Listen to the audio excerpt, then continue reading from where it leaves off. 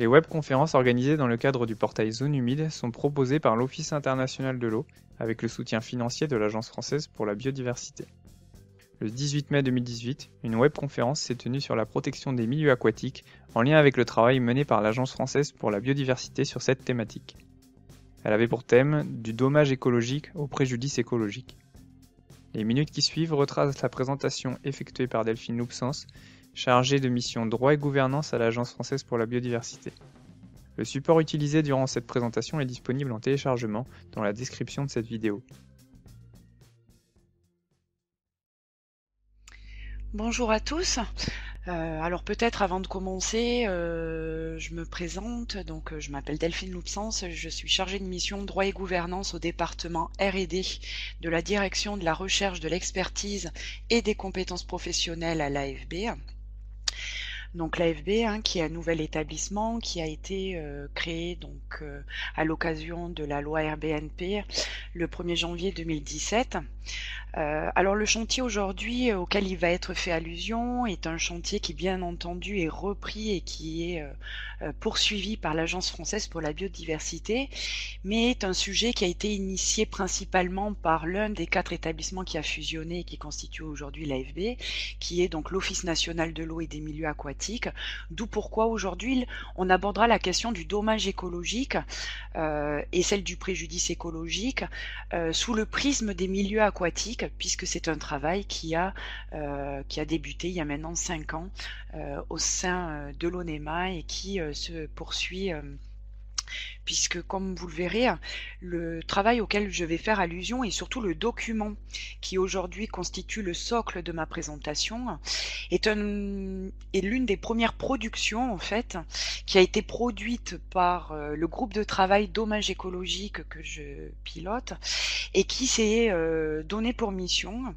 de travailler autour de la question de l'effectivité du droit sous le prisme des sciences humaines et sociales à l'interface avec les sciences de la vie et de la terre pour aborder un certain nombre et identifier un certain nombre de problèmes qui nuisent encore à cette effectivité. Alors, la question de la prise en compte du dommage écologique causé au milieu aquatique est assurément une question pour l'Agence française pour la biodiversité, puisque si l'on reprend notamment cette phrase que j'aime beaucoup de notre parrain Hubert Reeves, il nous disait que l'agence doit être dans l'action, ce qui signifie qu'elle doit faire faire et qu'elle a aussi bien entendu la capacité de ne pas faire, pour donner à tous les milieux, et c'est ce qui aujourd'hui nous réunit au sein de l'AFB, pour travailler autour des milieux terrestres, aquatiques et marins, le droit d'exister, ce qui pose la question en fait du recours à l'outil juridique, et de produire des conditions d'une vie, à l'interface donc des sciences de la vie et de la terre, la plus joyeuse possible aux terriens que nous sommes, d'où le recours donc plus largement à l'ensemble des sciences humaines et sociales, à chacun donc dans son territoire, là où il vit.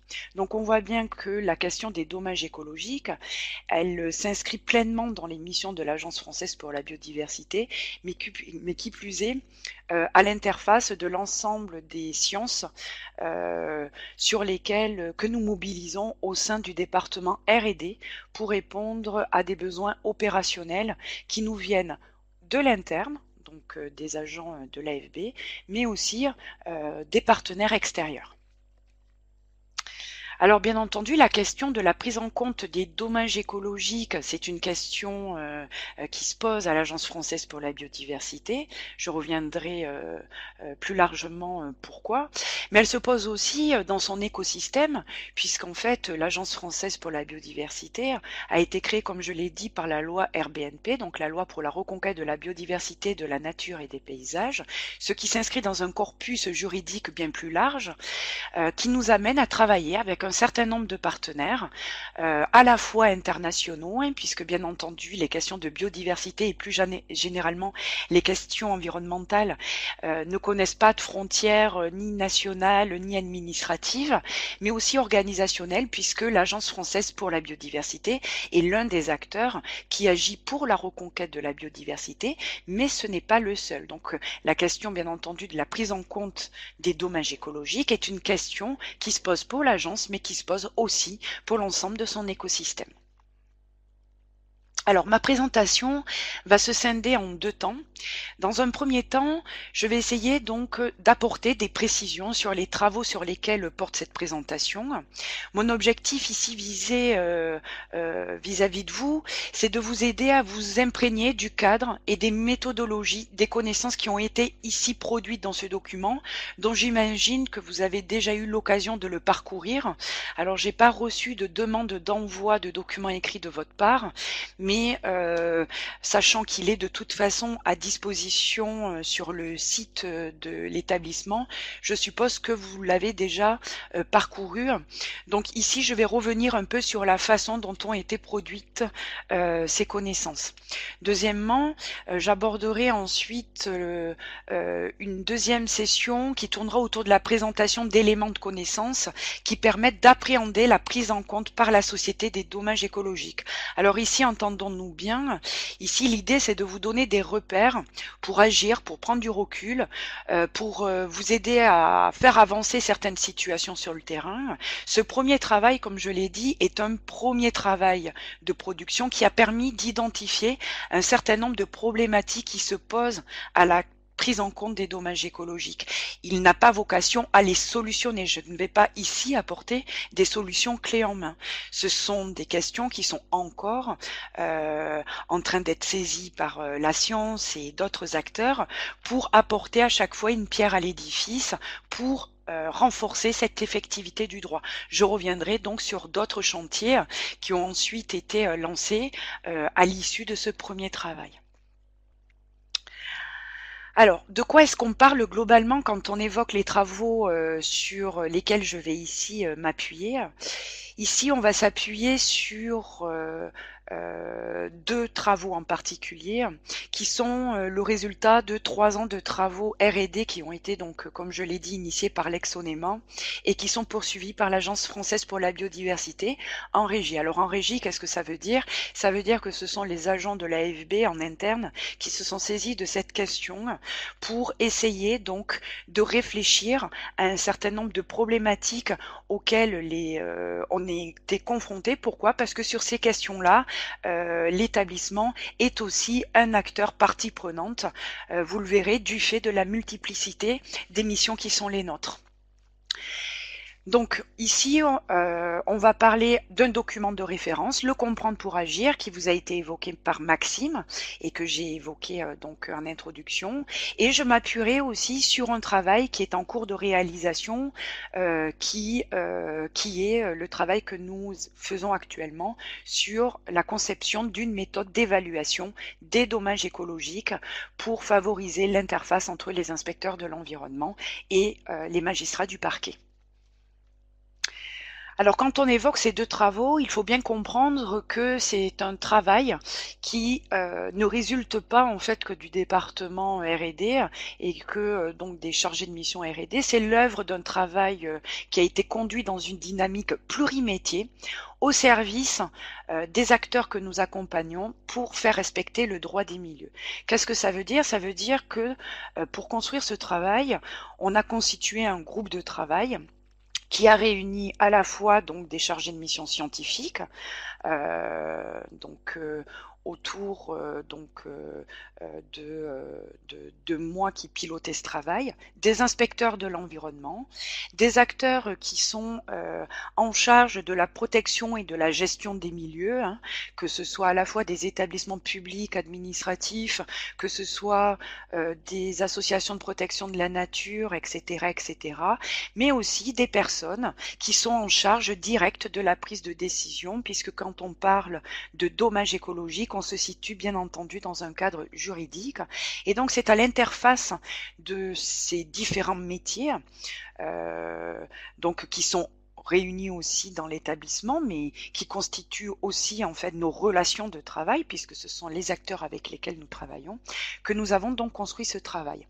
Alors ce travail, il s'inscrit aussi bien entendu dans un cadre juridique, puisque le droit de la protection des milieux aquatiques s'appuie sur un corpus législatif européen, qui est lui-même ensuite transposé, décliné en droit national, à l'interface principalement donc de deux ministères, le ministère de la Justice et le ministère donc de l'Écologie, avec donc un acteur, alors anciennement l'ONEMA et aujourd'hui donc l'Agence française pour la biodiversité, qui joue le rôle d'acteur pivot, le rôle d'interface, alors notamment avec plusieurs métiers, mais principalement ici les inspecteurs de l'environnement, en relation donc avec les acteurs qui sont directement acteurs du contentieux environnemental, à savoir donc les associations de protection de la nature, les collectivités territoriales, les services de l'État, les magistrats du parquet, les magistrats du siège, etc., etc. Donc voilà, donc il faut bien avoir en tête l'ensemble du corpus juridique, mais aussi l'ensemble de la transversalité métier qui est relative à la question liée à la prise en compte des dommages écologiques. Quand on évoque ce travail, comme je le disais, on s'appuie sur un groupe de travail qui a été constitué. Alors la photo que j'ai ici mise ne rend pas compte de l'ensemble donc des acteurs qui ont participé à ce chantier, mais ce qu'il faut savoir, c'est qu'en tout cas, dans le cadre de la dynamique de l'établissement, on a réuni à la fois des compétences qui étaient au niveau donc du siège, des compétences réparties au sein des services territoriaux, que ce soit en direction régionale et en service départemental, mais on a aussi donc fait appel à des expériences extérieures, notamment des professeurs, des universitaires, d'autres établissements publics administratifs qui interagissent aussi dans des missions de contentieux environnementaux, etc., etc. Ce qui est intéressant dans ce travail, c'est que lorsque l'on a débuté notre chantier, comme je vous l'ai dit, donc j'ai pris l'initiative de construire ce travail. Moi je suis sur un poste sciences humaines et sociales. Il n'était pas, mon vocabulaire n'est pas forcément celui des sciences de la vie et de la terre. Et donc le premier défi qui s'est posé à ce groupe de travail, ça a été de partager un vocabulaire, mais de partager aussi des cultures professionnelles, puisque comme je vous l'ai dit, ce groupe de travail réunissait des agents exerçant plusieurs métiers, interagissant dans différentes structures, qui partagent des cultures professionnelles complètement différentes. Et donc pendant 2 ans, notre premier chantier a été déjà d'arriver à travailler ensemble en partageant nos méthodologies de travail, en partageant notre vocabulaire, mais surtout en partageant nos cultures professionnelles. Il faut bien avoir à l'esprit que ce travail n'aurait pas pu en fait exister sans être passé en fait d'une éthique du groupe où on est simplement dans une logique d'addition, on va dire, de culture, à une dynamique d'équipe où en fait au final on s'est retrouvé un peu tous transformés dans notre culture professionnelle en comprenant les contraintes des uns et des autres pour pouvoir se saisir d'une question qui est imminemment à l'aune de plusieurs disciplines, de plusieurs métiers, et c'est ce qui en fait toute la complexité. Quand on parle de ce travail aussi, bien entendu, on parle d'un contexte dans lequel s'inscrit ce travail. Alors ce travail il a été débuté, il a débuté en 2014 suite en fait à un contexte particulier que nous avions auquel nous étions confrontés à l'ONEMA, qui est un contexte qui a été assez difficile à vivre pour l'établissement. Alors pour rappel, je rappelle que l'article 23 de la directive cadre européenne sur l'eau précise que le droit de l'eau comporte un ensemble de mesures de police qui doivent conduire à des sanctions effectives, proportionnées et dissuasives. En 2009, la Cour des comptes a recommandé, bien entendu, que l'on accentue la répression des infractions en matière d'atteinte au milieu aquatique afin d'améliorer le suivi des procès-verbaux et des sanctions administratives et judiciaires pour pouvoir rendre compte de l'action de contrôle à la Commission européenne. L'AFB, donc ex-ONEMA, a dans ce cadre-là augmenté les contrôles. Le problème, c'est que malgré cette assise, on va dire, légale, qui instituait les missions de police de l'établissement. L'établissement s'est retrouvé très fortement remis en cause. Alors mes collègues en services départementaux en témoigneraient mieux que moi, mais ont traversé une période avec une remise en question très forte de leur mission, notamment de contrôle, qui a conduit en fait à une remise en question de la légitimité d'action de l'établissement. C'est à ce titre-là que on a pris en compte le problème qui, il faut bien l'avoir en tête, s'inscrit dans un cadre d'action particulier qui est celui de l'exercice de la police judiciaire. Ici, on n'est pas dans le cadre de la police administrative. Ici, on n'est pas dans le cadre d'atteintes qui sont portées au milieu qui ne constitue pas une infraction, n'est pas dans le cadre d'ERC, de la doctrine éviter, réduire, compenser, on n'est pas dans le cadre de projets de moindre impact environnemental, on n'est pas dans un cadre ex ante. Ici, ce qu'il faut bien avoir en tête, c'est qu'on est vraiment dans le cadre de la police judiciaire. Quand on parle de dommage, en droit, le dommage, c'est ce qui résulte d'une infraction. Donc ici, on est dans le cadre de la police judiciaire, une infraction prévoit qu'il existe un dommage écologique, on est dans le cadre donc de ce que l'on appelle en fait le cadre d'une atteinte ex post qui constitue donc ce travail-là. Donc quand l'établissement a été remis en question, c'était précisément sur ces missions de police judiciaire. Donc qu'est-ce qu'on a fait? On a pris en compte la situation, on est parti du problème qui était la perte de légitimité de l'établissement sur ces questions, et puis on a essayé de se dire bon ben regardons-nous marcher.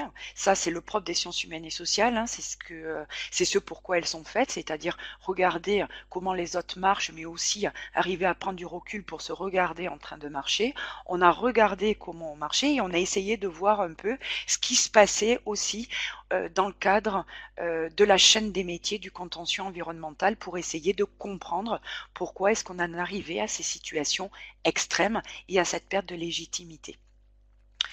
Alors les sciences humaines et sociales, pour ceux qui ne sont pas familiers de ces sciences, c'est pas un bloc homogène, les sciences humaines et sociales, c'est pas une discipline singulière homogène, ça n'existe pas la discipline sciences humaines et sociales.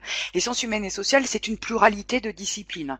C'est l'économie, c'est les sciences juridiques, c'est la science politique, c'est l'anthropologie, c'est l'ethnologie, c'est l'histoire, c'est la sociologie, etc., etc.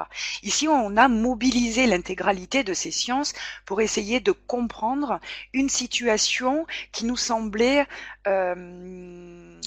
confronter une question de légalité et de légitimité. Pourquoi, alors que les missions de l'établissement s'appuyaient sur un corpus juridique fort, elles n'étaient pas acceptées socialement par la société?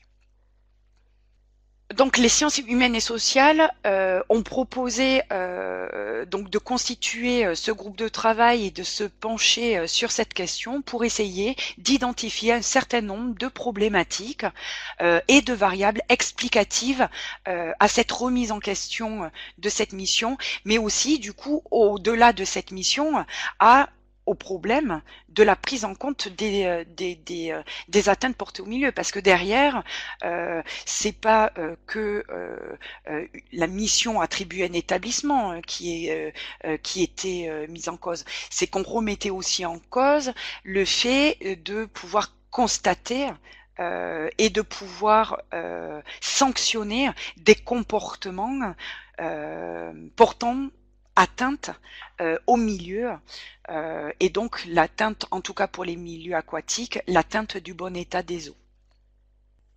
Donc du coup, ce travail, pour être initié, a été présenté au sein du conseil scientifique donc de l'ESS-ONEMA, et pour essayer d'expliquer ces tensions, on avait identifié 3 problèmes. Premièrement, le problème de la prise en compte des dommages écologiques. Le deuxième problème qui a donné lieu à d'autres chantiers donc que nous avons conduits est celui de la confrontation de plusieurs l'intérêt général, en fait, de façon singulière n'existe pas.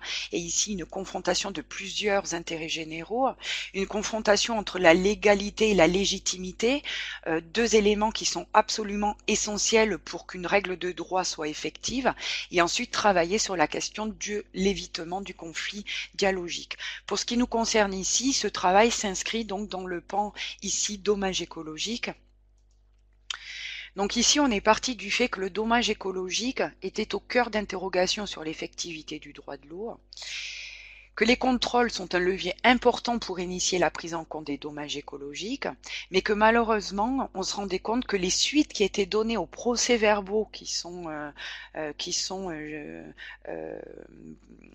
donc portés par les agents verbalisateurs était donc un élément essentiel de cette effectivité. Or, la situation à laquelle on était confronté, c'est que suite à ces procès-verbaux, souvent, les magistrats, du fait de leur culture professionnelle, mais aussi du fait de leur formation, puisqu'ils ont une formation proche de la mienne, ils n'ont pas une formation en sciences de la vie de la Terre, ne sont pas toujours sensibilisés aux enjeux écologiques qui résultent d'une atteinte faite au milieu. Et le fait, en fait, de ne pas avoir toujours cette sensibilité aux enjeux écologiques peut les amener des fois à ne pas se rendre compte de la gravité donc d'une situation. Et ce dont on se rendait compte, en tout cas, c'est que on faisait face bien souvent à des sanctions qui restaient rares, peu dissuasives, parfois opposées. Or, c'est un petit peu comme si vous rouliez systématiquement à 130 km/h sur une route limitée à 70 et qu'on ne vous sanctionnez jamais. Pourquoi est-ce que finalement vous allez vous arrêter de rouler à 130? La sanction, elle est aussi faite pour faire un rappel à l'ordre et rectifier une situation dommageable. Or, si vous n'avez pas de sanction, forcément, vous élimez la légitimité d'action de ceux qui s'évertuent finalement à dresser des procès-verbaux, mais qui derrière n'ont pas les suites et n'ont pas une continuité du processus qui est suivi dans le cadre de la chaîne du contentieux. Alors, le document Comprendre pour agir a pris cette question à bras-le-corps et a identifié un certain nombre donc de variables sur lesquelles il nous fallait travailler pour pouvoir renforcer cette effectivité du droit. Alors quand je dis nous, je ne dis pas que nous, l'AFB, je dis nous plus tous nos partenaires, puisque comme je l'ai rappelé, nous travaillons ici pas seuls, nous travaillons avec une pluralité d'acteurs, d'experts, de compétences et de métiers. Alors qu'est-ce qu'on a visé au niveau de la connaissance scientifique pour dépasser certaines situations de blocage ? La première chose qu'on a recherché dans ce document, ça a été de clarifier un certain nombre de concepts, de clarifier le vocabulaire, car en fait, on n'y fait pas forcément toujours attention, mais les mots, ils ont un sens. Et les mots qu'on utilise ne sont pas anodins et renvoient en fait à des réalités, mais peuvent aussi être bloquants lorsqu'ils sont mal utilisés.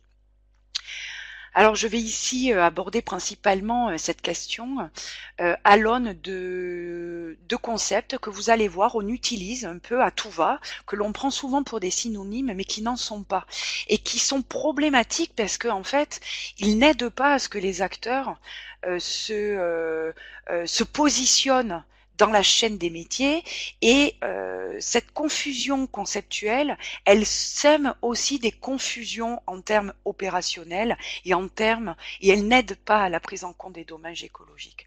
Alors il faut se rappeler, j'aime bien cette phrase, qu'Albert Camus nous disait que mal nommer un objet, c'est ajouter au malheur de ce monde. Bien, je dirais que dans le cadre des dommages écologiques, mal nommer le dommage écologique, c'est ajouter au malheur des milieux.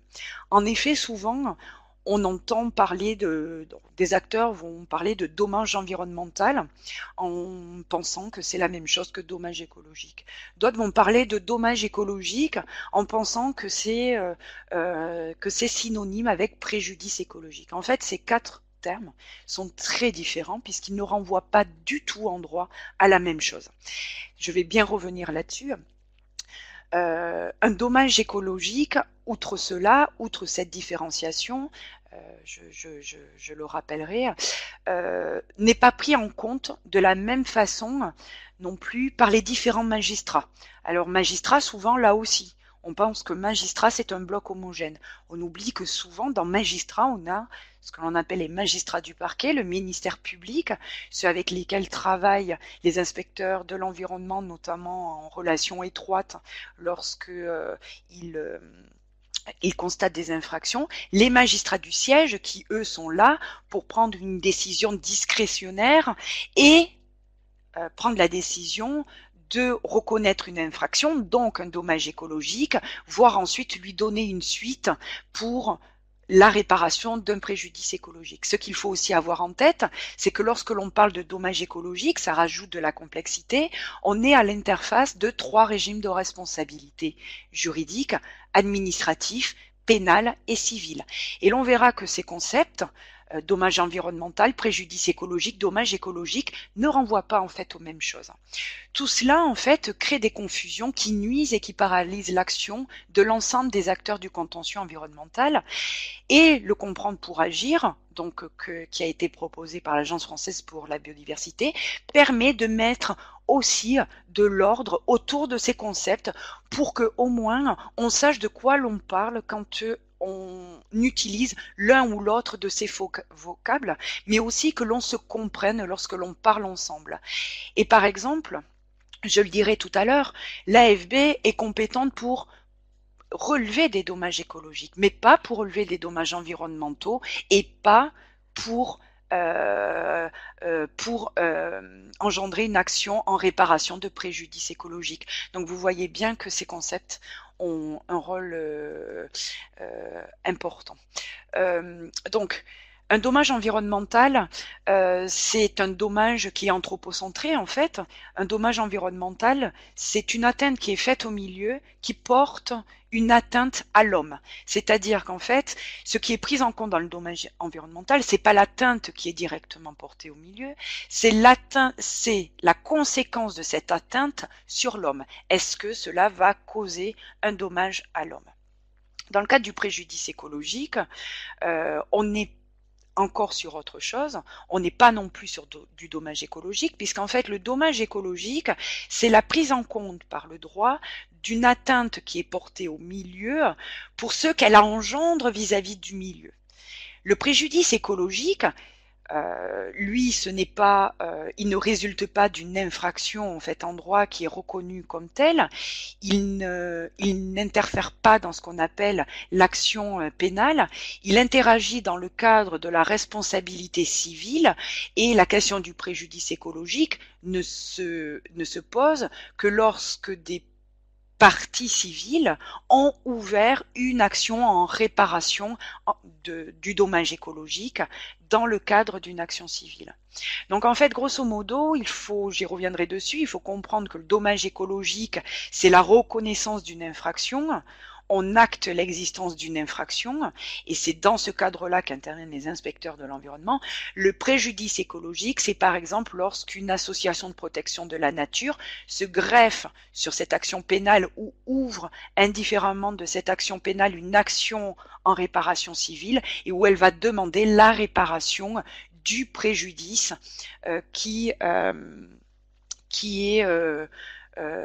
été la conséquence du dommage.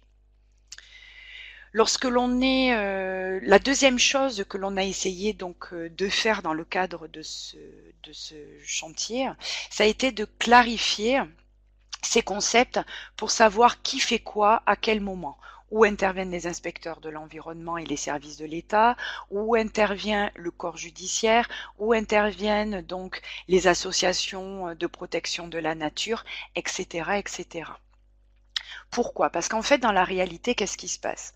Vous avez par exemple un inspecteur de l'environnement qui, lui, est de formation en sciences de la vie et de la terre, qui est un expert technique, un scientifique, qui, lui, en fait, une fois qu'il a constaté donc un dommage, va dresser son procès-verbal. Dans son procès-verbal, il va utiliser les concepts qui fondent sa culture professionnelle. Et par exemple, alors c'est un peu caricatural, hein, bien sûr, cette diapositive, mais elle permet de comprendre un peu la situation.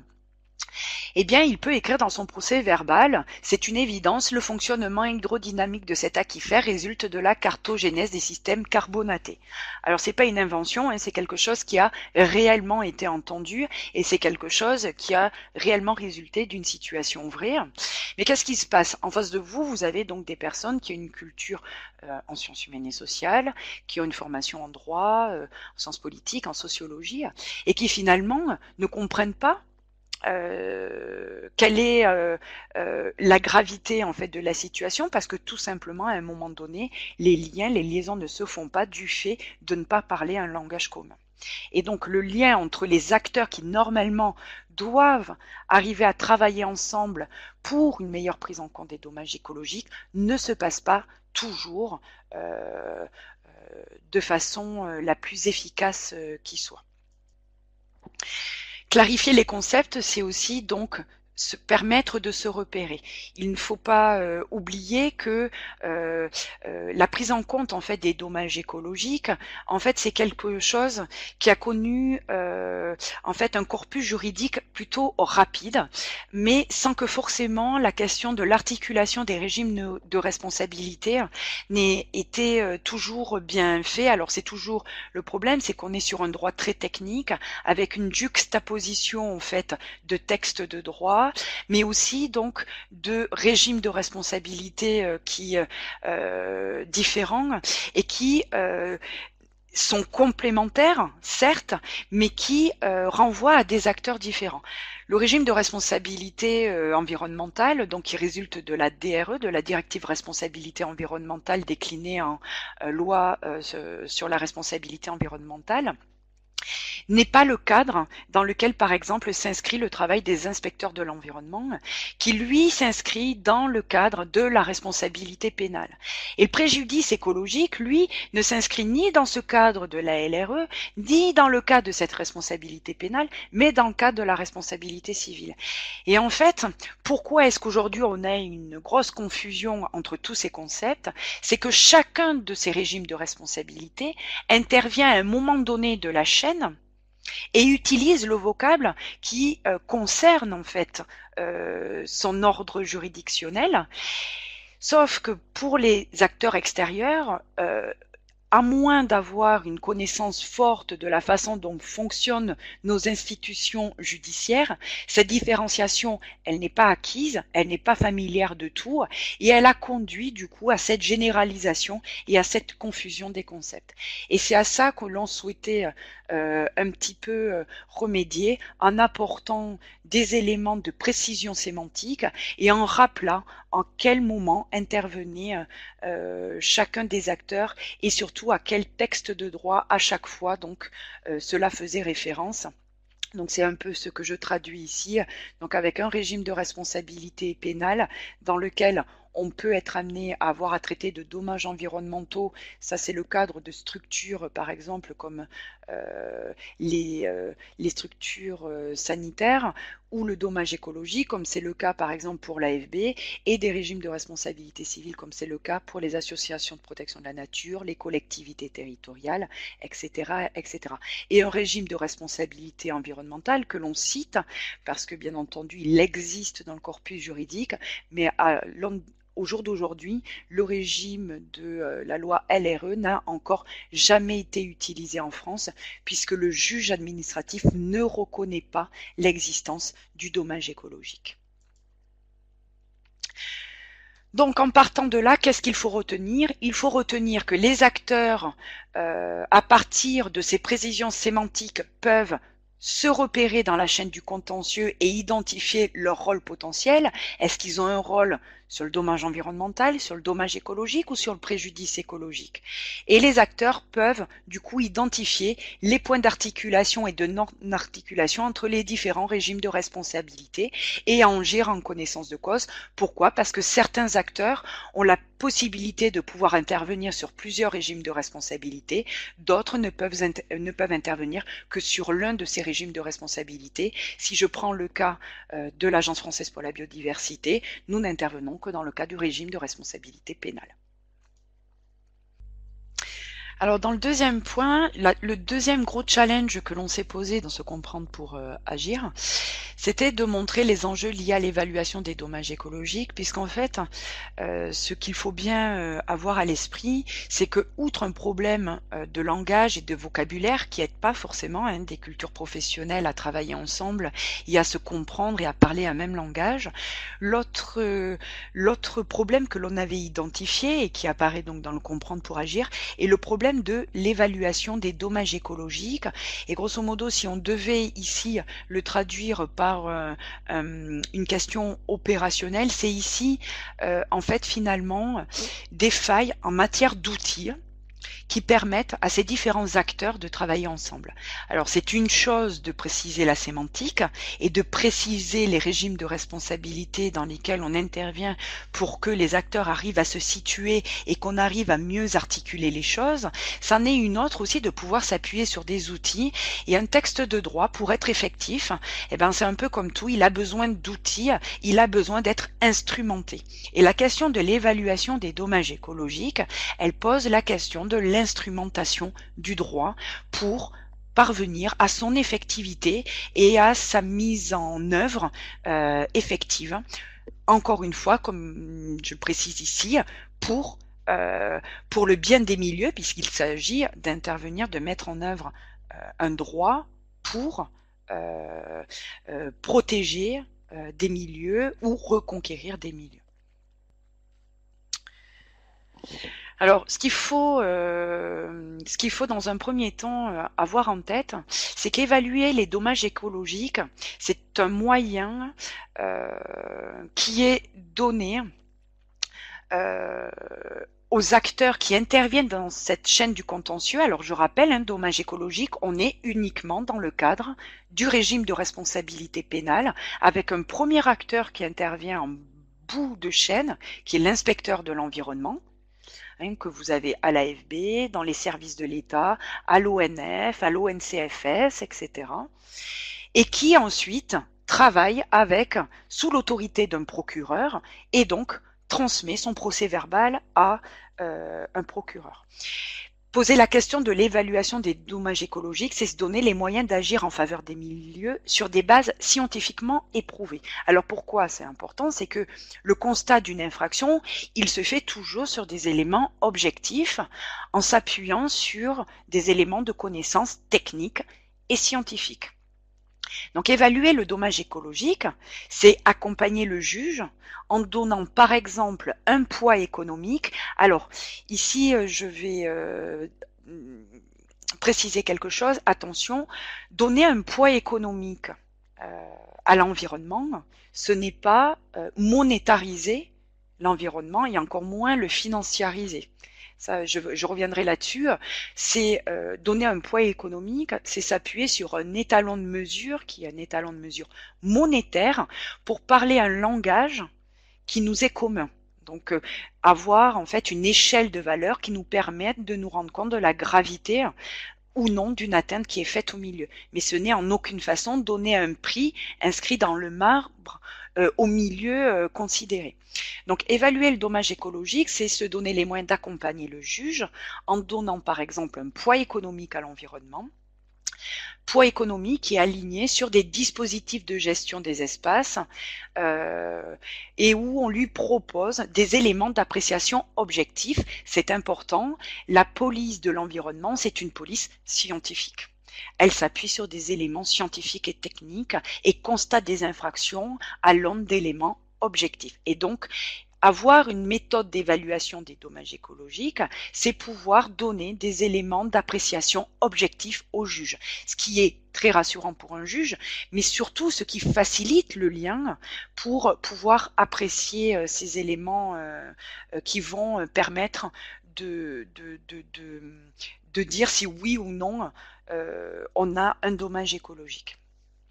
C'est aussi un moyen de favoriser la réparation en nature. Alors c'est vrai, vous pouvez vous dire, oui mais si on donne un poids économique, en fait on favorise la réparation pécuniaire. Pas du tout, puisqu'en fait l'objectif, je vous l'ai dit, ce n'est pas de donner un poids à l'environnement et ce n'est pas, l'idée n'est pas ici d'octroyer finalement des derrière une réparation qui pourrait s'appuyer sur l'octroi de dommages et intérêts financiers qui seraient ensuite redistribués. C'est une façon aussi de favoriser la réparation en nature quand elle est possible, qui est toujours préférable à la réparation pécuniaire, et c'est bien dans ce sens-là que vont les textes. Les textes ne vont pas dans le sens d'une réparation pécuniaire, ils vont dans le sens d'une réparation en nature, et je rappelle que même dans le cadre du régime de responsabilité pénale, la circulaire justice de 2015, elle a opéré ce transfert de justice finalement un peu répressive, puisque c'est souvent le rôle qu'on attribue au droit pénal, vers une justice restauratrice. Et derrière ce concept de justice restauratrice, il y a bien l'idée de favoriser la réparation en nature. Et puis surtout, c'est une façon, en évaluant les dommages, de faciliter, donc comme je l'ai dit, ces liens, et donc de se donner les moyens d'atteindre les objectifs qui sont fixés par la législation, et donc de créer un véritable effet dissuasif. Ici, en fait, c'est finalement l'effet coup de pouce que la justice peut donner à la prévention, à la réalisation ou à l'exercice de comportements qui peuvent nuire au milieu. Toutefois, la question de l'évaluation, c'est une question très complexe. Alors, évaluer dans le cadre de l'action judiciaire, c'est une question qui est très compliquée pour le juge parce que ça va l'amener à devoir procéder méthodiquement et par étapes. Et là, vous allez voir, ça va faire appel à des choses que j'ai dit tout à l'heure dans le cadre de la sémantique et des régimes de responsabilité et qu'on va retrouver là, et ça vous permet de voir de façon opérationnelle en quoi ces questions sémantiques, elles se retrouvent finalement confrontées et pouvant être problématiques dans le cadre de la question de l'évaluation des dommages. Alors ici, il ne faut pas tout confondre. Et c'est là aussi où on a encore beaucoup de travail à faire auprès des acteurs qui interviennent dans la chaîne du contentieux environnemental. Quand on parle d'évaluation, on parle de plusieurs temps.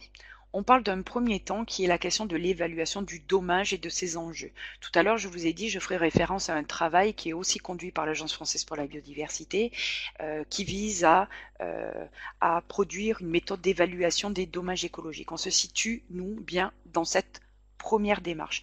Dans le cadre de cette première démarche d'évaluation du dommage et de ses enjeux, on est dans le cadre d'une infraction relevée par un inspecteur de l'environnement qui a été transmis au parquet qui décide des suites ou pas, et donc potentiellement donc avec un passage devant le magistrat du siège. On est dans le cadre de la responsabilité pénale. La méthode qui est développée par l'AFB s'inscrit dans ce premier cadre. Cette évaluation du dommage et de ses enjeux, une fois l'infraction constatée, une fois le dommage en fait relevé par le magistrat, qu'est-ce qu'il peut se passer? Le magistrat peut, à l'aune de cette action pénale, reconnaître et caractériser le préjudice. C'est-à-dire que là, on va passer du régime de responsabilité pénale vers un régime de responsabilité civile. Donc le dommage se transforme en préjudice écologique. On considère que la cause, le dommage, a engendré une conséquence qui doit être réparée, qui peut du coup poser la question de l'évaluation des modalités et du dimensionnement de la réparation. Quand on parle du coup de dommage et de préjudice, et qu'on utilise ces deux concepts de façon indifférenciée, on fait en fait une erreur de taille et qui est problématique dans la chaîne du contentieux, mais surtout si on propose une méthode d'évaluation des dommages, il faut bien avoir à l'esprit qu'on ne propose pas une méthode d'évaluation des modalités du dimensionnement de la réparation, et vice-versa. Lorsqu'on propose une méthode d'évaluation des modalités du dimensionnement de la réparation, on n'a pas proposé une méthode d'évaluation du dommage. Et donc ça, c'est bien important de l'avoir en tête. Et surtout ici, si on retrace tout le processus que je viens de décrire, il faut se dire que pour être réparable, un dommage doit correspondre à un préjudice. C'est-à-dire qu'il doit être reconnu comme tel par le juge. Et pour être traduit en préjudice, il doit être saisi et il doit être évalué. Le problème, c'est que vous le voyez, souvent, il existe beaucoup de méthodes qui sont proposées sur la réparation du préjudice, mais par contre, et c'est pour ça que nous, l'AFB, on est parti aussi dans un travail de développement d'une méthode d'évaluation du dommage, on n'avait pas de méthode d'évaluation du dommage qui permettait à l'inspecteur de l'environnement et au magistrat de pouvoir avoir un outil qui permet de faire l'interface entre les deux cultures professionnelles. Donc voilà. Alors si je le retraduis simplement, parce que j'ai bien conscience que tout ça est très complexe, ça veut dire quoi? Ça veut dire qu'il faut retenir que lorsque il y a atteinte au milieu aquatique, on va se retrouver potentiellement, et c'est ce qu'on va appeler le biais de l'action combinée, parce que souvent le juge va être confronté, va prendre une décision au pénal et va prendre une décision au civil. On va avoir donc un procès-verbal qui ouvre une action pénale où on va évaluer le dommage et ses enjeux. Cette phase d'instruction qui correspond, en fait, si on prenait un concept médical qui correspond à une photographie, va permettre de dire ou non si il faut sanctionner le mis en cause. Bon. Mais suite à ça, une action de protection de la nature, elle peut se greffer sur cette action pénale et ouvrir une action civile. Et qu'est-ce qu'il va se passer? Donc c'est la majorité des cas. Il va se passer la chose suivante, c'est que le juge, c'est toujours le même, il ferme l'action pénale et il ouvre l'action civile et il ouvre ce qu'on appelle l'action en réparation du préjudice écologique. Alors ce qui est important, là encore, traduction, c'est que vous le voyez bien à travers ce que j'essaye de vous exposer dans cette diapositive. Ce ne sont pas les mêmes acteurs qui interviennent dans le premier cadre et dans le deuxième cadre. Dans le cadre pénal, il s'agit de constater une infraction et de sanctionner un comportement du fait de la transgression d'une règle de droit. Ici, vous allez avoir des acteurs, notamment l'Agence française pour la biodiversité, qui, à la barre, interviendra aussi en tant que sachant et en tant que témoin, notamment, pour relater les faits que l'inspecteur a relevés donc, sur le terrain. Ici, le magistrat qui intervient, qui ouvre l'action, c'est le ministère public, c'est le magistrat du parquet. Interviennent également les services de l'État, les services donc de la DDT, voilà, potentiellement donc des avocats, avec donc un juge du siège qui va ici constater cette infraction à l'aune des éléments qui lui sont apportés par l'ensemble de ses parties prenantes. Lorsque cette action pénale se clôt et que s'ouvre une action civile, en sachant que, je ne l'ai pas dit, mais l'action civile, elle peut exister aussi sans qu'il y ait eu d'action pénale au préalable. Une association de protection de la nature, une collectivité territoriale peut ouvrir une action civile sans forcément se greffer sur un procès verbal. On a une action en réparation et ici, vous voyez que ce ne sont plus les mêmes acteurs. Ce ne sont pas les inspecteurs de l'environnement, ce sont les associations de protection de la nature, ce sont des experts qui sont nommés, qui sont sur des listes d'experts auxquels le juge va demander des précisions. Ce sont potentiellement des entreprises qui vont avoir la charge de la réparation en nature, qui vont aussi être entendues. Ce sont des collectivités territoriales, etc., etc. Donc cette différenciation, elle est de taille et ne pas l'avoir en tête, c'est finalement en fait ne pas respecter le mode de fonctionnement de notre ordre judiciaire. Et donc, ça participe à une confusion qui fait que le juge du siège ne sanctionne pas parce qu'en fait, il ne sait plus trop où est-ce qu'on en est, qui fait quoi et où. Tout le monde mélange ses rôles et du coup, dans la mesure où lui, son objectif est de prendre une action, une décision discrétionnaire éclairée, et bien pour lui, tout cela ne lui semble pas clair et donc il ne poursuit pas ou quand il poursuit, il ne donnera pas lieu à des sanctions dissuasives. Alors je m'arrête très rapidement parce que c'est pas l'objet de cette présentation sur la méthode que l'on travaille. La méthode que l'on est en train de travailler en termes d'évaluation des dommages écologiques, il faut savoir que c'est une méthode qui repose sur on va dire les premiers travaux qui avaient été conduits par mes collègues de la direction régionale Loire-Bretagne du temps du Conseil supérieur de la pêche, qui ensuite a été retravaillé par l'ex-ONEMA de façon à passer d'une logique de dommages piscicoles à une logique de dommages causés au milieu. Pour le moment, cette méthode, on l'a travaillée sur cours d'eau et sur zone humide. Elle n'est pas finie, elle va rentrer en phase de test. Son principe, en fait, de base, c'est de partir d'une valeur monétaire qui est égale à la perte de valeur du milieu touché.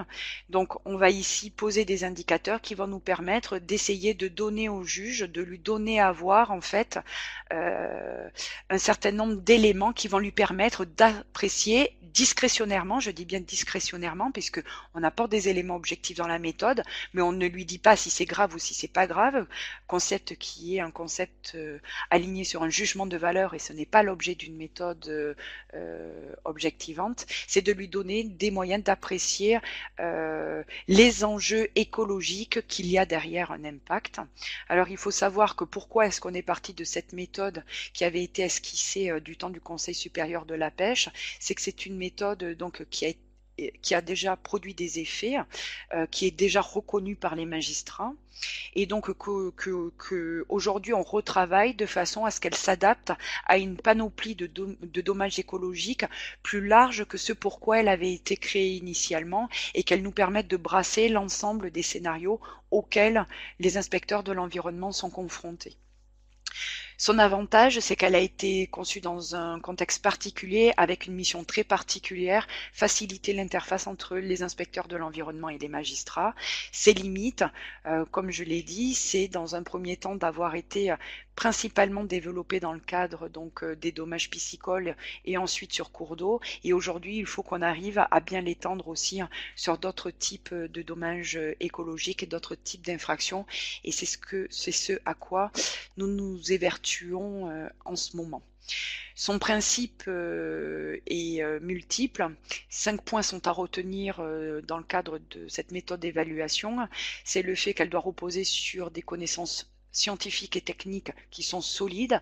Pourquoi? Parce qu'un juge, il a besoin de s'appuyer sur des outils fiables, qui sont éprouvés scientifiquement et qui ne font pas débat auprès de la communauté scientifique. Donc ici, c'est pourquoi on travaille beaucoup avec la communauté scientifique, et d'où pourquoi cette interface avec le département R&D de notre établissement. Son objectif, c'est d'être productif aussi, c'est-à-dire d'être basé sur des éléments factuels et mesurables par des méthodes ou référentiels reconnus. C'est d'être pragmatique, c'est-à-dire qu'elle doit permettre d'être modulable et s'adapter à une panoplie donc de dommages écologiques qui soit suffisamment large pour couvrir le spectre des missions des inspecteurs de l'environnement. Surtout derrière, il faut qu'elle soit simple d'utilisation parce qu'il faut qu'elle soit appropriable par des non-spécialistes et des non-experts, et surtout, il faut qu'elle soit rapide à mettre en œuvre, puisque nos collègues en services territoriaux ne sont pas déjà nombreux dans les services départementaux, et ils n'ont pas 2 jours à passer sur le renseignement des informations qu'il y aura à remplir dans le cadre de la méthode. Donc cette méthode, elle doit être opérationnelle du fait de pouvoir être enseignée en 10 minutes en ne s'appuyant que sur les éléments soumis dans le cadre du PV de constatation, et ne pas demander de travail complémentaire à nos collègues. Alors, bien entendu, quand on parle de développement d'outils, ça veut dire accompagnement auprès des utilisateurs finaux, et c'est justement dans cette étape que nous nous situons à l'heure actuelle, c'est-à-dire que la période test, elle va nous permettre aussi de pouvoir anticiper et de pouvoir accompagner cette utilisation auprès des utilisateurs finaux après avoir fait tout l'accompagnement déjà en interne auprès donc de nos collègues. Alors le troisième point qu'on a identifié dans le cadre de se comprendre pour agir et qui nous permettait d'expliquer un certain nombre de difficultés posées à la prise en compte des dommages écologiques, alors ça c'est le propre des sciences humaines et sociales de s'intéresser à ces questions-là, mais c'est de mesurer du coup l'impact des caractéristiques des territoires sur la prise en compte des dommages écologiques. Alors, vous allez me dire, ouh là là, c'est bizarre qu'on parle d'impact des caractéristiques des territoires dans la prise en compte des dommages écologiques, dans la mesure où normalement le droit est censé s'appliquer de la même façon sur l'ensemble du territoire. Alors oui, effectivement, dans notre état de droit, le droit s'applique de la même façon sur l'ensemble de nos territoires. Pour autant, son effectivité, elle peut être plus ou moins forte en fonction des territoires. Et là, c'est ce que je vous propose d'aborder dans le cadre de ce chapitre et qui, pour nous, est une question essentielle à travailler et à approfondir en termes de questions de recherche et autres, mais aussi avec les acteurs pour essayer de dépasser un certain nombre donc de questions, mais essayer de se poser des questions qui peuvent nous aider à avancer sur ces sujets. Alors, qu'est-ce que j'entends par là ? Alors ici, si on reprend tous les travaux en sociologie, en géographie, en sciences politiques ou autres sur la question des territoires, le mot territoire, en fait, en sciences humaines et sociales, au singulier, sans S à la fin, c'est pas, ça n'existe pas. Il y a des territoires, mais il n'y a pas un territoire. Et prendre conscience de l'impact que les éléments des territoires vont avoir sur l'exercice du droit est un élément très important pour comprendre aussi des choses qui se passent au moment de la prise en compte des dommages écologiques. Alors, avant de rentrer dans le vif du sujet, revenons déjà sur quelques éléments peut-être de base. Déjà, premièrement, et qu'on le veuille ou pas, il existe c'est inéluctable, des variations en termes d'exposition des territoires aux aléas. En effet, là, la carte que je vous ai mis sur le point A, c'est une carte Céveso. Vous pouvez voir que déjà, tous les territoires ne sont pas exposés de façon identique à des aléas. Donc ça, c'est un fait intangible. Quelle que soit la question abordée, voilà, il y a des territoires qui sont exposés plus ou moins à des atteintes au milieu naturel. Outre ces éléments-là, et qui peuvent subir donc des dommages environnementaux de façon plus forte. Outre ces éléments-là, on va avoir des territoires qui, en plus d'être exposés plus ou moins fortement à des aléas, vont être plus ou moins vulnérables face à un dommage écologique. L'aléa, c'est la question de l'exposition à un risque qui est posée. La question de la vulnérabilité, c'est est-ce que mon territoire, de façon endémique, il a la capacité de répondre à une menace, à un risque, si jamais cette menace et ce risque se produit. Et là, quand on pose cette question, il y a une quantité d'éléments qui rentrent en ligne de compte, à prendre en compte sur notre territoire. Alors ça, c'est des éléments qui sont beaucoup mobilisés, notamment par la sécurité civile et autres, parce qu'on le sait, il y a des territoires qui vont avoir une réactivité plus ou moins forte pour réagir à une menace, à une vulnérabilité. Ces éléments, ils sont pluriels, ils sont démographiques.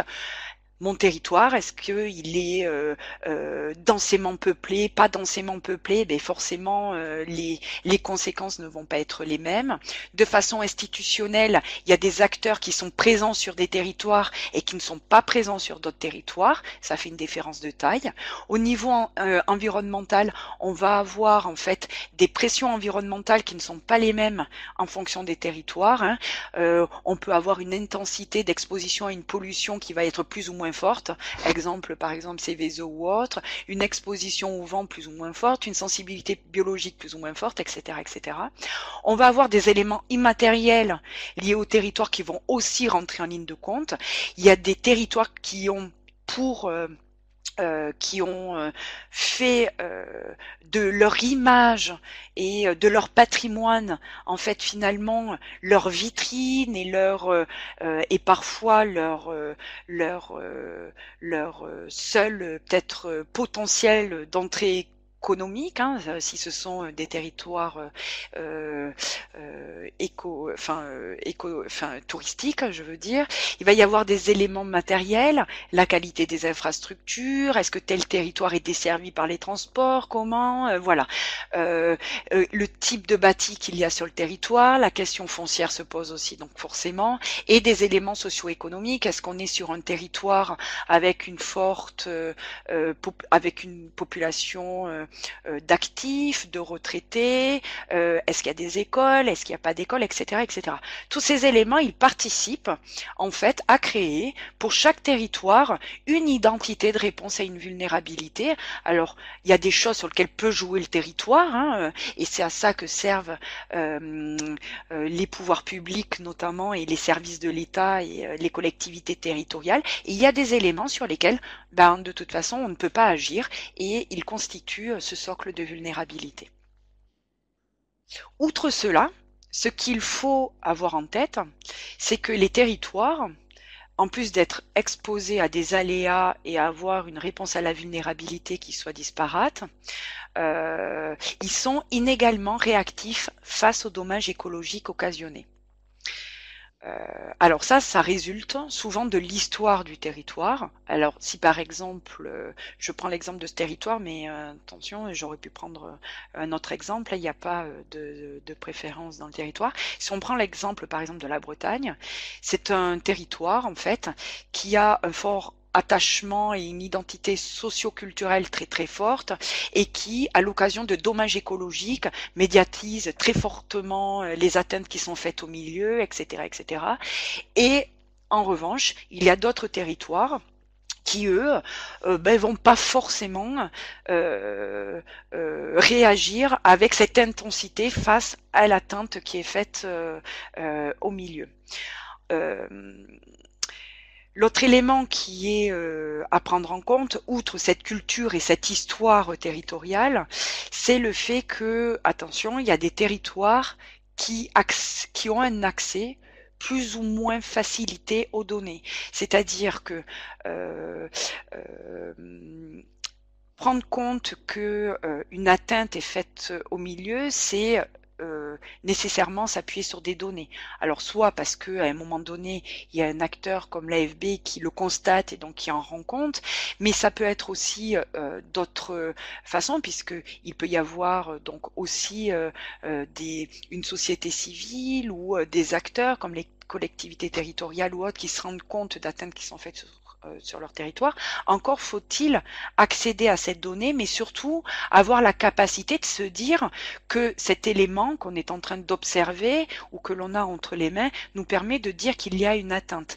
Ce qu'il faut se dire, c'est que ce qui, pour les personnes qui baignent dans le domaine des milieux aquatiques est logique, observer un remblai sur une zone humide ou observer que le reméandrage d'un cours d'eau, c'est quelque chose qui saute aux yeux de quelqu'un qui a une culture, on va dire, en écologie et qui a cette culture-là, mais pour quelqu'un qui n'a jamais fait de sciences de la vie et de la terre et qui observe cela, ce sont pas des choses qui sont facilement tangibles. Donc ce sont des éléments qui ne sont pas toujours appréhendables par les territoires, pour des questions de compétences et pour des questions d'accès aux données. Et puis ensuite, surtout, et ça c'est un fait indéniable, le potentiel de mobilisation des acteurs sur un territoire n'est pas le même. Il y a des territoires qui ont développé une culture du contentieux environnemental. Encore une fois, je prends l'exemple de la Bretagne, mais j'aurais pu prendre un autre exemple. On a une très forte culture contentieuse, ce qui signifie que les acteurs de ces territoires ont créé une véritable culture qui leur permet à chaque fois de pouvoir se mobiliser par différents biais pour pouvoir rendre compte de cette atteinte faite au milieu. C'est pas le cas sur tous les territoires et ce qu'il faut pas oublier, c'est que alors les associations de protection de la nature, elles ont bien entendu une compétence nationale, mais elles n'ont pas de bureau partout sur les territoires et à moins d'être alertées ou autres, elles ne peuvent pas avoir une visibilité sur toutes les atteintes qui sont faites sur le milieu et c'est la même chose pour aussi les agents, bien entendu, verbalisateurs, qui ne peuvent pas être partout et ne peuvent pas rendre compte de l'ensemble des atteintes. Donc je veux dire, lorsqu'il y a un potentiel de mobilisation des acteurs et que une pluralité d'acteurs, qu'ils soient publics, privés, ont cette sensibilité et cette culture, il est plus difficile pour des mises en cause de perpétrer des agissements qui vont porter atteinte au milieu, parce que de toute façon, le contrôle social va être plus fort que sur d'autres territoires. Alors cette question en fait de la différenciation territoriale et de cette relation entre dommages écologiques et caractéristiques des territoires, alors c'est pas quelque chose qui est, on va dire, ésotérique et qui apparaît comme étant anodin, puisque le ministère de la Justice, le législateur a déjà saisi le fait qu'il y avait quelque chose en la matière qui demandait à être amélioré, parce que tout, comme je l'ai dit, hein, sur la question du dommage écologique, les choses ont évolué très très vite. Il y a sans doute des problèmes encore de complémentarité et d'articulation, mais on ne peut pas dire que c'est un terrain vierge sur lequel rien n'a été fait, puisqu'au contraire, les choses sont allées trop vite. Et c'est peut-être justement parce que on est allé trop vite qu'aujourd'hui, on se perd les pédales et qu'on n'arrive plus à faire fonctionner le vélo. Mais voilà. La question de la spécialisation des territoires, elle a été abordée de plusieurs façons par les autorités publiques, donc judiciaire et exécutive. Elle a été abordée à travers la question de la spécialisation des magistrats, notamment avec la circulaire de politique pénale de 2015 qui a été propice et qui est propice à une adaptation aux enjeux locaux via la spécialisation des parquets. L'idée, c'était bien de mettre un parquet spécialisé sur les questions environnementales sur chaque territoire où il y avait donc un tribunal. De ce point de vue-là, on peut dire que cette initiative, c'est un plus pour la question de la spécialisation territoriale. Elle a été aussi abordée du point de vue de la spécialisation des juridictions. Et là, elle a été abordée sous l'angle de dire que le désengorgement de la justice et la délocalisation des litiges environnementaux pouvait aussi permettre une plus forte prise en compte donc des dommages écologiques. Et donc effectivement, vis-à-vis de ces deux aspects, ça semble être un plus pour faire face à la question de la spécialisation donc des territoires. Par contre, il y a un élément un peu plus limitant à ce niveau-là, c'est que en créant des tribunaux spécialisés, on crée en fait un éloignement des juridictions encore plus poussé pour certains territoires, puisque ça veut dire que du coup, on aurait des territoires qui seraient confrontés à une désertification juridique plus forte. On aurait donc au contraire donc des tribunaux plus spécialisés sur les questions environnementales, ce qui permettrait de créer des cultures du contentieux environnemental plus fortes, mais en même temps on éloignerait certains territoires des centres juridictionnels. Et donc ça, c'est des questions qui sont soulevées. Ça avait été notamment soulevé dans le cadre du rapport Gégouzeau, mais c'est encore soulevé dans le cadre de groupes de travail. Voilà. Donc pour le moment, les avancées qui ont été faites se situent au niveau de la spécialisation des magistrats, et du côté de l'AFB, on a des référents parquets qui, eux, sont amenés à travailler de plus en plus donc avec des parquets spécialisés. Mais après, sur la question de la spécialisation des juridictions, si ça serait un plus en termes de spécialisation, il faut avoir à l'esprit aussi que ça peut créer une désertification juridique plus forte. Avant d'aborder, de rentrer dans le vif du sujet, la question de la temporalité, c'est une question qui est essentielle en droit. Alors, en droit commun, que vous soyez juriste ou pas juriste, c'est une question qui vous est familière. Vous entendez parler de prescription, hein. L'ouverture d'une action en droit, elle est soumise à des temporalités. Alors, ce qu'il faut ici avoir en tête, c'est que c'est important de bien avoir les SVT et les SHS qui travaillent ensemble aussi, parce que ça permet justement de créer cette jonction. Le temps du droit, si j'ose le dire comme ça, on peut dire que c'est un temps humain.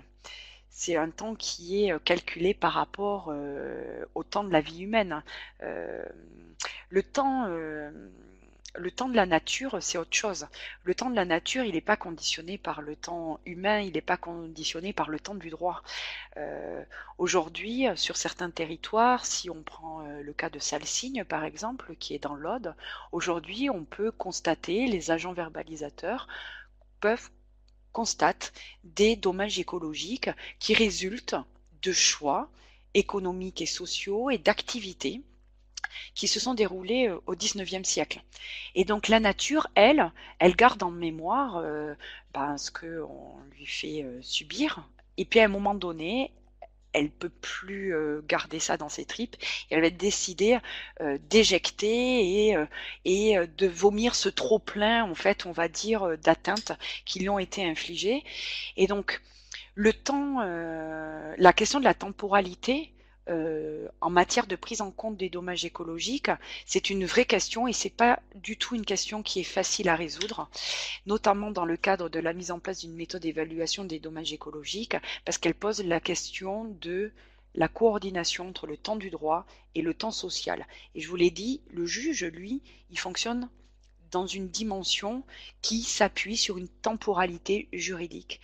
Et la nature, elle fonctionne avec une temporalité qui est bien la sienne, qui est le temps de la nature, et qui ne correspond pas toujours aux réalités des temps du droit.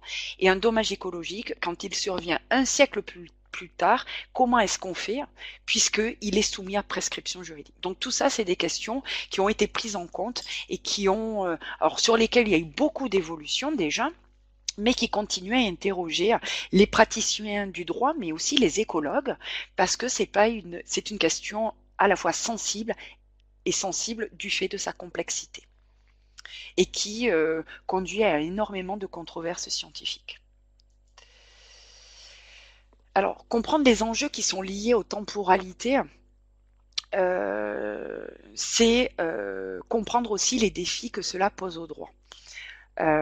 Pourquoi? Parce que, alors, dans l'idéal, le scénario idéal, alors ça, vous l'avez, page 95 du Comprendre pour agir, hein, si le schéma est pas très clair, j'ai repris le schéma du Comprendre pour agir. Ici, ce qu'il faut bien avoir en tête, c'est que il faut pas confondre la manifestation, le temps de manifestation du dommage et fait générateur du dommage. Et donc là aussi, il va y avoir une correspondance qui ne va pas toujours être concomitante et qui va énormément complexifier la chose.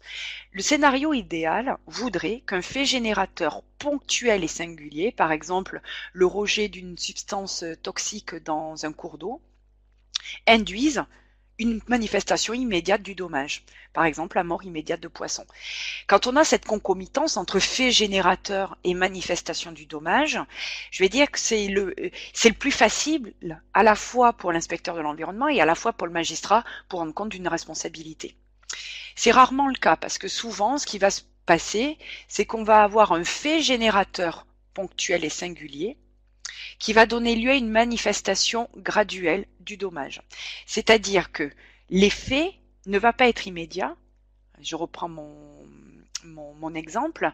Le rejet d'une substance toxique dans le cours d'eau va pas créer en fait une mort immédiate de poisson, mais peut avoir une manifestation graduelle du dommage, c'est-à-dire créer une augmentation des troubles de la reproduction. Ce qui va à terme impacter en fait la population de poissons, mais qui va pas créer une mort immédiate. Donc ici, on va avoir un fait générateur qui peut avoir soit une manifestation immédiate du dommage, soit une manifestation graduelle du dommage.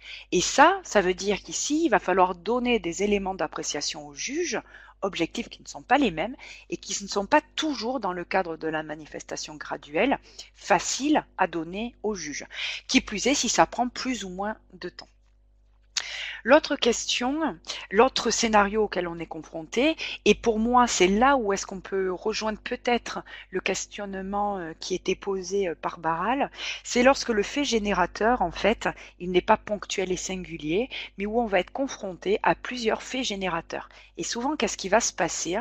Il va se passer que l'agent verbalisateur, il va constater le comportement à un moment donné, l'infraction à un moment donné. Mais ça ne veut pas dire qu'avant, il n'y a pas eu que le même mise en cause ou d'autres mises en cause n'ont pas exercé sur le milieu d'autres atteintes. Et là, on va avoir une cumulativité d'atteintes.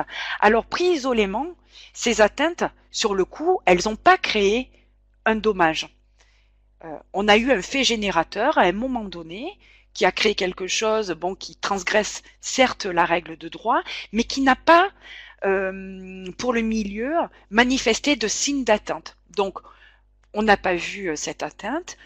La deuxième fois que le comportement a eu lieu, ben là non plus, le milieu n'a pas réagi, mais au troisième acte, on a un dommage qui se produit. Et ce dommage, ce fait générateur, quand bien même il n'apparaîtrait pas en fait grave, pris isolément, il s'inscrit dans une cumulativité en fait de petites atteintes qui au final vont créer un dommage avec un impact écologique significatif.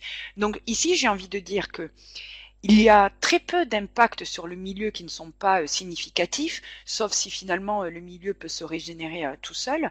Mais par contre, on peut avoir des faits générateurs qui ne sont pas significatifs et qui, à un moment donné, du fait de leur cumulativité, vont créer en fait un dommage écologique. Et ici, pour le juge, ce qu'il va falloir lui faire comprendre, c'est le fait que non content qu'il y ait un dommage, derrière, il y a eu une cumulativité d'atteintes qui ont créé un dommage et qu'on ne peut pas se contenter simplement de sanctionner le fait générateur qui a été identifié vis-à-vis du dommage, c'est de lui faire comprendre que c'est cette cumulativité qui est génératrice en fait du dommage et que c'est cette cumulativité qui pose un impact significatif sur le plan du droit et sur le plan écologique. Et là aussi, ce qui va rajouter en fait à la difficulté, c'est que quand bien même on aurait un fait générateur ponctuel mais répété, c'est-à-dire par exemple le déversement de fond de cuve tous les mois dans un cours d'eau, le dommage, il va pas forcément se manifester immédiatement. On va pas forcément avoir une mort immédiate de poisson. Là aussi, peut-être qu'à un moment donné, ce fait générateur ponctuel mais répété va générer en fait une manifestation graduelle du dommage en générant ici aussi une augmentation des troubles de la reproduction et c'est là où il va falloir aussi pouvoir apporter ces éléments-là au juge et c'est là où il va falloir évaluer à la fois la cumulativité et à la fois en fait l'impact écologique. Et le troisième scénario auquel on peut être confronté, et c'est là où c'est aussi très compliqué, et ça facilite pas, on va dire, l'appréhension par le juge des effets écologiques, parce que il faut vraiment être imprégné de tout ça. Il faut vraiment se dire que les cultures professionnelles, elles sont aussi très très très différentes.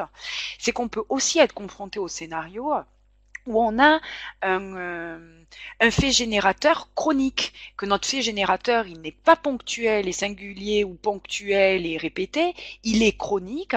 Par exemple, le rejet permanent des eaux usées dans le cours d'eau, et que ce fait générateur chronique qui s'intensifie petit à petit, petit à petit, petit à petit, va générer un dommage qui, lui, peut être soit immédiat, générer, comme je l'ai déjà dit dans les autres cas, une mort immédiate par exemple de poisson, mais peut aussi générer un dommage graduel, l'augmentation des troubles de la reproductivité, ou alors, et c'est là où c'est encore plus compliqué, générer une manifestation décalée du dommage, c'est-à-dire une mort différée de poissons, etc., etc. C'est dans ce cadre-là notamment qu'on a quelques décisions de justice qui ont pris en compte la question de l'impact sur les générations futures. Elles l'ont inscrit dans le cadre de la manifestation décalée des dommages avec le poids que ça peut produire donc sur les générations futures. Donc ici, on voit bien que la question de la temporalité, c'est une question en fait qui n'est pas évidente. C'est une question qui reste une question casse-tête.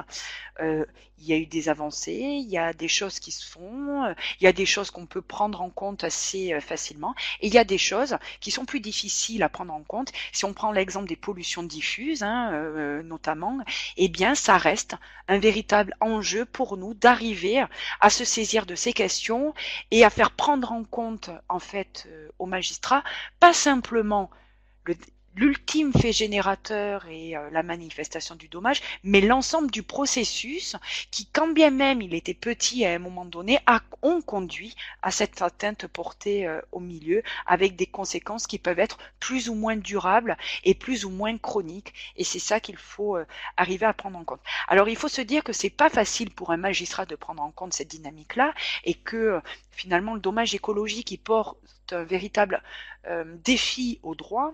Parce que, pour le dire de façon un peu caricaturale,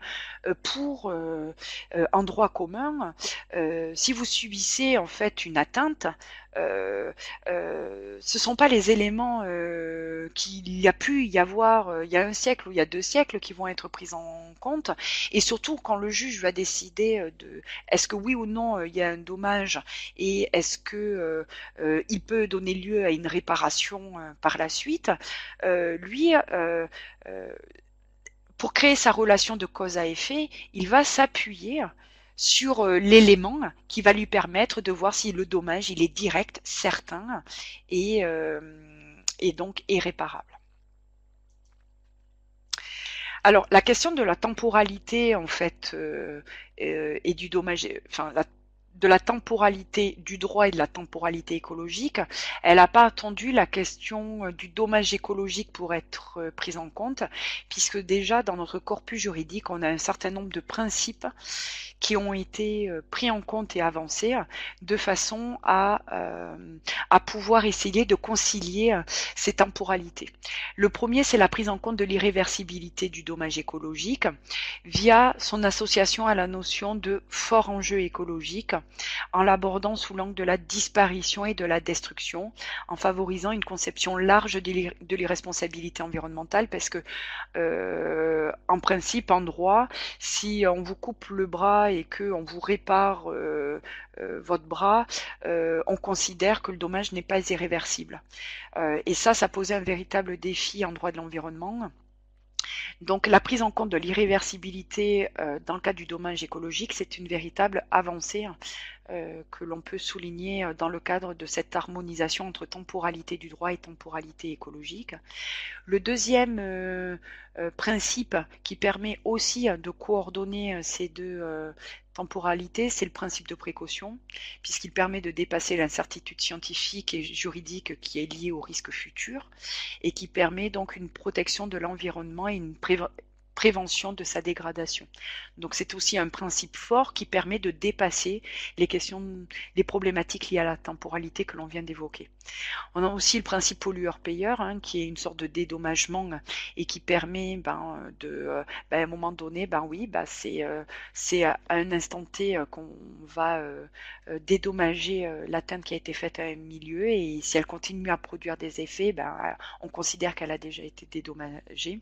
Et puis il y a un principe que l'on voit de plus en plus apparaître dans les textes de droit, dans les textes scientifiques, mais aussi dans quelques décisions de justice, c'est la question de la patrimonialisation de l'environnement comme moyen qui permet d'édifier une responsabilité vis-à-vis d'un avenir commun, que l'on peut qualifier ici comme étant une forme de responsabilité collective sans faute, qui est donc à prendre, qui est de plus en plus prise en compte donc par les magistrats. Alors, bilan de cette présentation, donc je vous l'ai dit, ce travail il a été réalisé sous le prisme des milieux aquatiques, car pris en charge initialement par l'Office national de l'eau et des milieux aquatiques. Aujourd'hui, ce que l'on peut dire, c'est que les constats que l'on observe au niveau des milieux aquatiques sont les mêmes que l'on partage Il faut savoir que dans mon groupe de travail, j'ai aussi donc des juristes de l'Office national des forêts et que je travaille donc avec d'autres établissements et que depuis la fusion avec l'Agence des aires marines protégées et les parcs au sein de l'AFB, on est amené à partager un peu nos expertises, on se rend compte que ce sont les mêmes questions qui sont posées sur tous les milieux, avec d'autres problématiques sur d'autres milieux. Si on prend la question du milieu marin, qui nécessiterait en fait 5 nouvelles études, sans doute pour arriver au stade sur lequel on est arrivé, en tout cas là sur cours d'eau et sur milieu humide, puisque il y a de la donnée scientifique qui est sans doute manquante, notamment sur la question des dommages écologiques en milieu profond, etc., etc. Donc, il y a des points qui se recoupent sur l'ensemble donc des milieux. Il y a aussi des milieux avec leurs problématiques propres et qui donc sont le fait de chantiers, à mon avis, qui devraient faire l'objet de chantiers propres. À l'heure d'aujourd'hui, nous, côté AFB, on reste sur les milieux aquatiques. On n'a pas encore fini le travail qu'on a donc conduit. Ça fait déjà 5 ans qu'on est là-dessus et donc voilà, c'est un travail qui est très chronophage, mais qui en tout cas permet de glisser facilement vers le milieu terrestre et le milieu marin pour ceux qui sont intéressés à le faire.